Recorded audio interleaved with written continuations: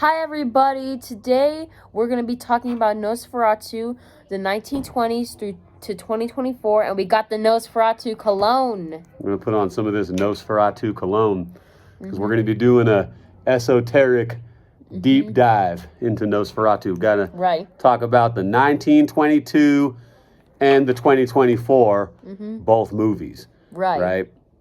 So let's get into it. Nosferatu the Vampire. We're talking about one of the greatest vampire movies of all time, the greatest vampire movie of all time. Right. So we're going to build on the 1922 Nosferatu, then we'll get into the 2024. Right. So now, in the very beginning of the movie, we see Hutter pick some flowers for his wife Ellen, and Ellen says, "Why did you kill them? Such beautiful flowers." Yeah. This is alluding to the concept of something dying, which bears a beautiful gift symbolic of love. So this might serve as a reminder that death, which is change and transformation, is always the beginning of something new, which is why it's beautiful. Right. So in the beginning of the movie, Hutter gives his wife this gift, which is a token of new life, because death is the gateway to life. It is. Right. So then we see Hutter run into a friend who says to him, "Not so fast, my young friend. No one can outrun their fate." And this is the beginning. This is suggestive of the fact that Hutter has a destiny to meet with Nosferatu. Right. And Nosferatu is death. Yes. So he has a destiny to meet with death. Nosferatu means the bringer of the plague. Yes. Right. And so it's interesting that the real estate agent's name is Knock, because the real estate agent is the one who sends Hutter on the mission to meet Nosferatu. Knock, knock. Right. So exactly, that could be symbolized as like death knocking on Hutter's door, right? Hence the name Knock. We then see Knock in his office studying a scroll which appears to bear symbols resembling Necronomicon. Yes. Right. So this is showing us that Knock is somehow working with Nosferatu, and Nosferatu's name in the movie is Count Orlok. Right. So Knock then explains to Hutter that Count Orlok / Nosferatu, who is currently living in Transylvania, wishes to buy a house in their local town. Yes. Knock tells Hutter that it's an opportunity for him to make some money, but he also tells Hutter, quote, "You might have to go to a bit of trouble. A little sweat maybe? A little blood?" Hutter McButter. Right, Hutter McButter. And see, the science of vampirism is to take the life force of another for one's own gain. Yes. Right, and that life force could symbolically be blood, or it could literally be blood. Yes. Right. So Knock then tells Hutter that he's sending him off to the land of phantoms.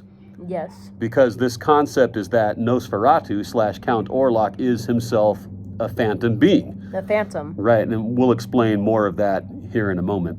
So for now, hold that thought. Count Orlok's a phantom being, right? Yes, right. So Hutter then goes and tells his wife Ellen that he must go someplace far away to the land of thieves and phantoms. Then, you see, there's this scene where those people are all getting, like, spooked out when Hutter tells them that he's going to Count Orlok's castle. Yes. Right, and the man tells Hutter that he can't go any further on this night because he says the werewolf is roaming the forest. Yes. You know, werewolves are also known as lycans, and in some cases, such as in the movie Underworld, they're enemies of vampires. Right. You know, but getting back to the story. So then, in his boarding room where he spends the night during his trip to Transylvania, he finds a book on vampirism, and he reads a little bit of it, but doesn't seem to take it too seriously and just continues on his mission. Yes. He soon finds out that regardless of how much he's willing to pay, the people refuse to take him all the way to Count Orlok's castle. Yes. Right? They're scared. So he's got to make his own way, you know, until he gets picked up by one of Count Orlok's servants who takes him the rest of the way to the castle. Right. He arrives at Count Orlok's castle at midnight and sits down for a meal. And while Count Orlok is reading this Necronomicon scripture, Hutter accidentally cuts his thumb with the bread knife, which compels Count Orlok to want to drink the blood from his thumb. Right. You know, Hutter then passes out and wakes up in the next morning finding 2 bite marks on his neck, which he seems to just dismiss as possible bug bites, which he explains in his letter that he writes to his wife Ellen back home. Then, while Hutter is conducting business with Count Orlok regarding the house they're selling him, Count Orlok notices a picture of Ellen, Hutter's wife, and comments that she has such a lovely neck. Right, so we're getting a lot of vampire symbolism, you know, like neck biting and all that. So it's important to keep that in mind. This whole thing is a love story about true love between Nosferatu and Ellen. Right. Hutter starts to look worried when it's brought back to his attention that Count Orlok is going to be buying a house that's close to where him and his wife live, right? Because here's the thing, is that Nosferatu is death himself. Yes. Right, and he's after her. He's after Ellen. Right, Ellen is his true love. Ellen's true love is not with the man she's married to. Yes. Ellen's true love is not with her husband Hutter. Ellen's true love, who she rightfully belongs with, is death. Right. Death is her true love, and that's the point here. But it gets even deeper than that, and we're going to get into that here in a moment. So the movie also clearly shows that Hutter loves her and wants to stay with her. The story is sort of a struggle between two men for the love of one woman who they both want. Yes. Right. Later on in the movie, we see that the vampire book has followed Hutter to the castle, and now Hutter begins to take it a little bit more seriously. This is when Ellen back home begins to hear the call of her true love, who is Death himself, which is why she does crazy stuff. Like she's walking on the balcony, you know, they think she attempts suicide. Ellen is longing for Death, which is her true love. Yes, it is her true love. And soon after this, back at the castle, Hutter discovers that Nosferatu sleeps in a coffin. Yes. And he then later discovers Count Orlok loading multiple coffins filled with earth onto a horse-drawn carriage to be taken to Hutter's town where Ellen is. And this is because it's stated in the movie that vampires can only draw their strength from the earth in which they were buried. So considering that death is change and transformation, vampires have to draw their strength from the earth where they transformed. Yes. Right? And remember astrology. What is earth? Logic and practicality. Yes. Air, the mind. Thinking and communicating. Fire. Inspiration, creativity. You know what I'm saying? Water, feelings and emotions. So the earth is the logic and practicality. Right? So that's how the vampires got to draw their strength. In the same logic and practicality where they changed or transformed, which is what death is. Right? So hence it was said, you know, vampires can only draw their strength from the earth in which they were buried.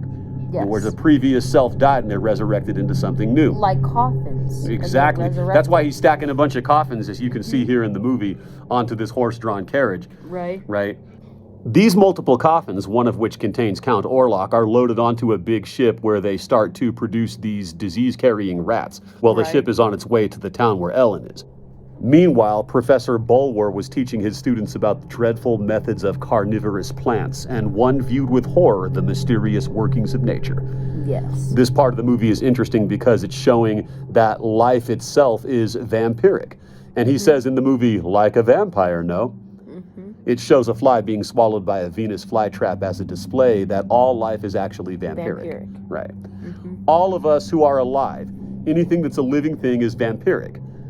Vampirism is really the natural state of existence itself, all throughout nature. Being a predator is simply part of biological life. Everything feeds. Everything eats. All life is predatory. Existence itself is predatory. Every living thing is a predator of some kind. Even if you're a vegetarian, you're eating something that used to be alive that died to give you life by you eating it. Yes. Right. Then in the movie, we start to see that Nock is beginning to act strange, you know, and I get the impression that Nock is a servant of Count Orlok in a similar way that followers of a cult will sort of be servants of the cult leader in their personality worship of the cult leader. So Nock is also food for Count Orlok in a similar way. Yes. Right. And at this point in the movie, Ellen is beginning to slip into insanity. Right. True love is actual insanity. Yes. That's what love is, right? So Ellen is beginning to find her true love, who is actually her own dark side, who is actually Death himself, Nosferatu. Right. And she's slowly discovering that her true love is not the man she's married to. Meanwhile, Nock is locked up in a cell, and he's like eating bugs and feasting on animals. Nock is saying, blood is life, you know, and then Nock tries to attack the guards, you know, to drink their blood, and you know, things are just getting way out of control. Yes. Meanwhile, the scientists back at the lab are continuing to study carnivorous plants and other predatory creatures. One of them is a polyp with tentacles, which the professor describes as almost ethereal, right? And little more than a phantom, right? The movie then takes us to a scene where Nock is observing some spiders crawling in their webs. And this bears a lot of significant symbolism because spiders signify vampirism, in that spiders have vampire fangs, and spiders can also be looked at as a representation of the feminine energy. Because in many species of spiders, the female is superior to the male. Right. The female spider will actually eat the male spider after copulation. Right. It's like she just uses him to procreate and then she eats him. Right. You know, and the female spiders often live a lot longer than the males in many species of spiders. Yes. And vampirism is feminine. Because remember, masculine energy emits or sends out or gives forward, while feminine energy receives or attracts. And vampirism is all about receiving, because vampirism is about taking the life force from another. Just like a uterus takes a seed from a man, which is that man's life force. Blood and semen are both life forces, life energy forces, right?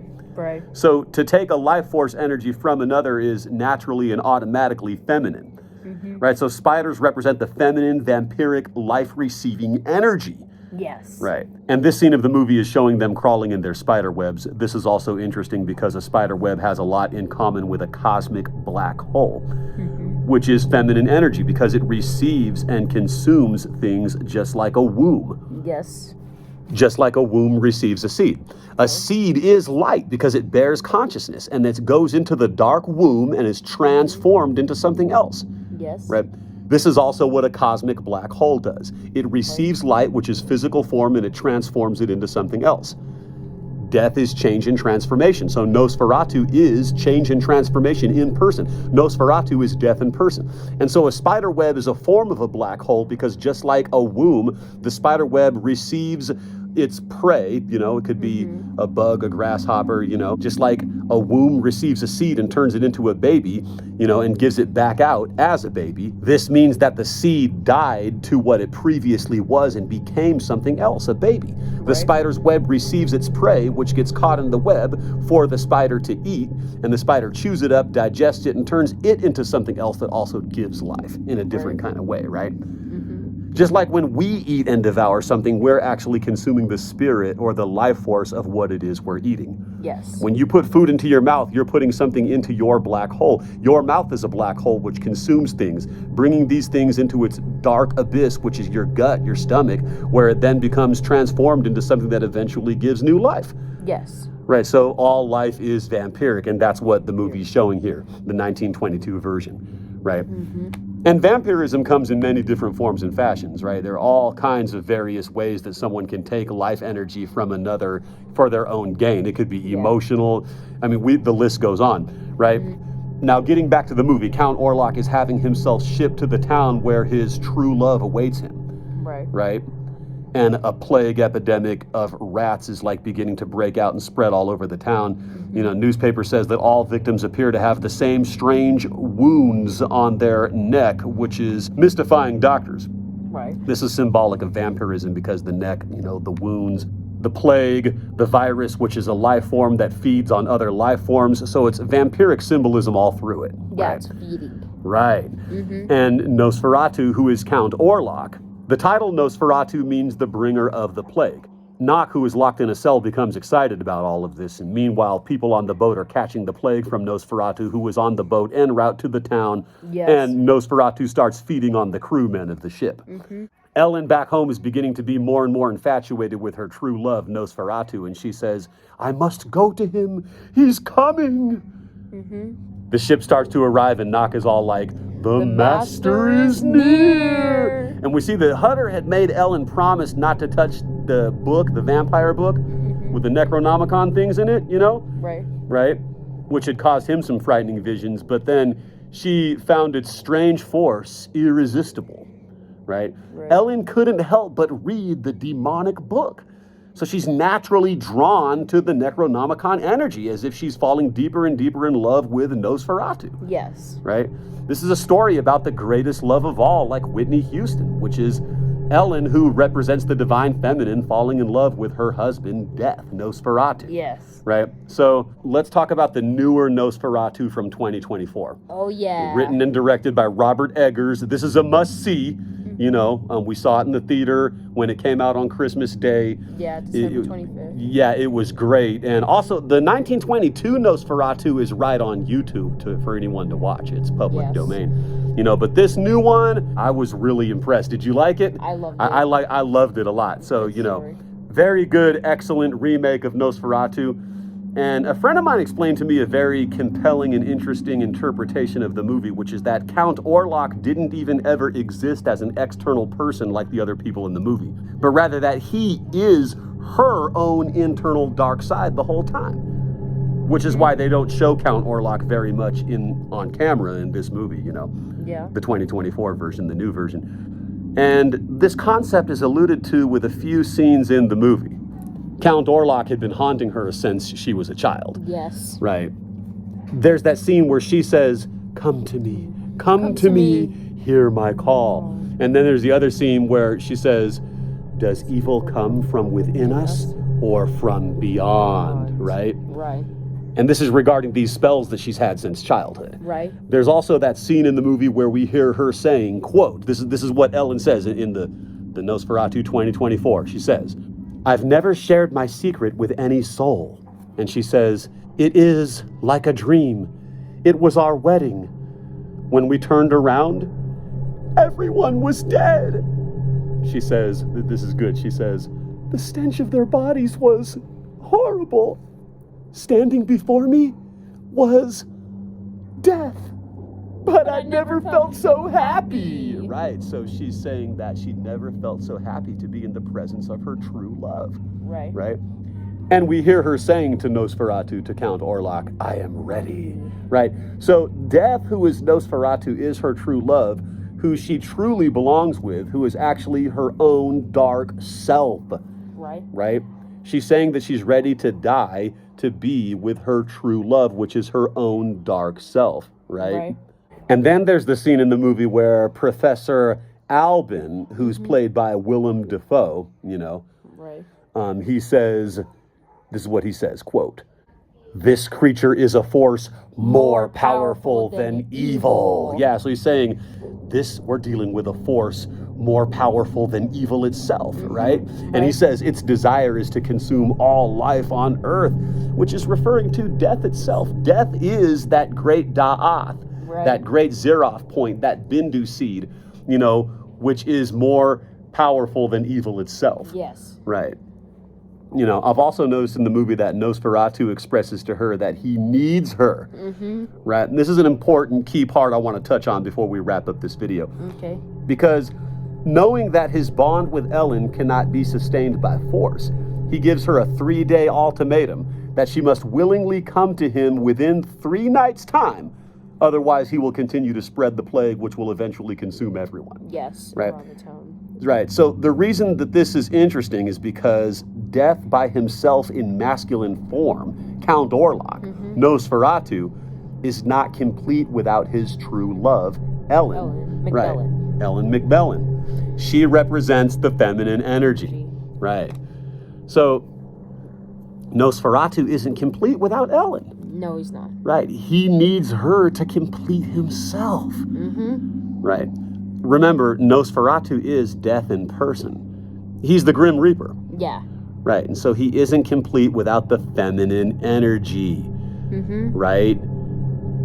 The Grim Reaper, the angel of death, Nosferatu, he's not complete without the feminine energy, which she, Ellen, represents in the movie. Right. The name Ellen means brilliant, shining light or bright one, which is the same as Lucifer, which means light bearer. You know, Lucifer also means Venus, the morning star. Venus is a goddess. This is the feminine energy, right? And Ellen is played by the actress Lily Rose Depp, right? And Lily is a name pertaining to Lilith. So this is just not random coincidence.